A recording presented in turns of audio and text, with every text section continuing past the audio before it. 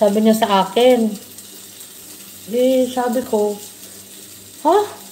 I'm here already? Sabi ko gano'n. Yes! Bumaba na ako. Hindi ko ma-recognize ang aking lugar. Hindi ko na alam kung nasaan ako. Tapos sabi ng amo ko, are you okay? Sabi niya, well, I come back for you. Sabi niya gano'n. Tapos sabi ko, no, it's okay. I'm already find my way. I feel dizzy. Sabi ko lang kasi baka mamaya mag-alala sila. Tapos nung nakarating na ako sa bahay, kasi doon lang pala sa harapan ng pinagbabaan niya sa akin, doon na yung kanto ako na sa amin. Diyos ko Lord, sabi ko sa'yo, bakit nangyari sa akin yun na parang na-blanco yung ulo ko. Talaga hindi pa sapat talaga na itigil ko yung lamok ko, sabi sa isip-isip ko. So, may natira pa naman. So, magising ako ng maaga kanina. Uminom ako ng gamot. Tapos, 5 minutes lang din nakainom ako ng gamot, ay tumigil yung sakit ng ulo ko.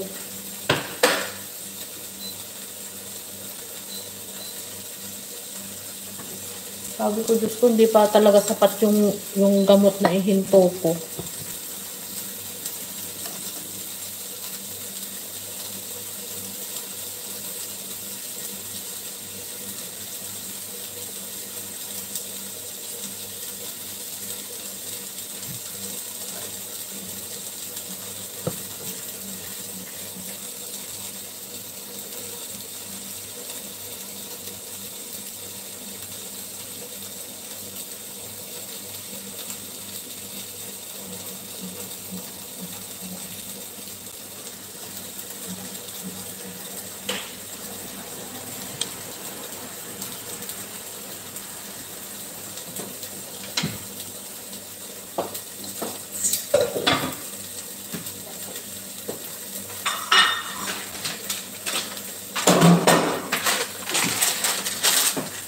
Kaya ngayon, medyo nag-aalala na naman ako sa sitwasyon kasi makamamaya mag-isip yung mga amo ko na siyempre yung anak nila inaalagaan ko. Pero sabi ko naman, pag dito lang naman sa amin, wala namang mangyayari kasi pag napapagod ako doon na natrigger yung sakit ng ulo ko.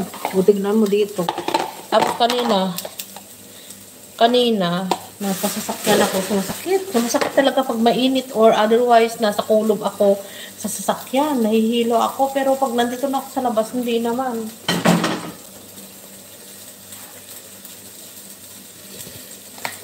Yan guys, pin natin si Tay Deboy. Kung binaba ni Tay Deboy na kwan na.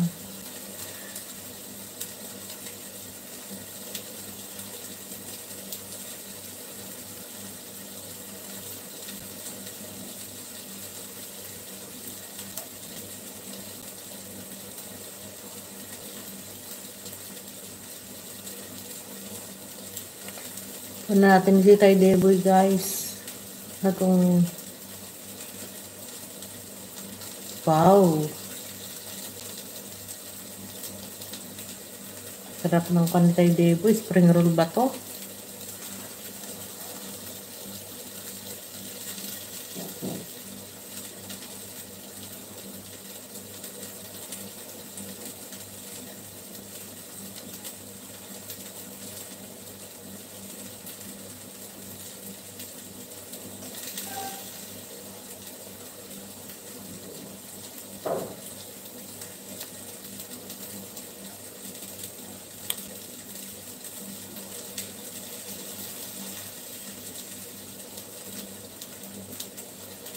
Siguro kailangan na rin namin mag-unti-unting magkuhan ng spring roll ngayon kasi mag-Christmas.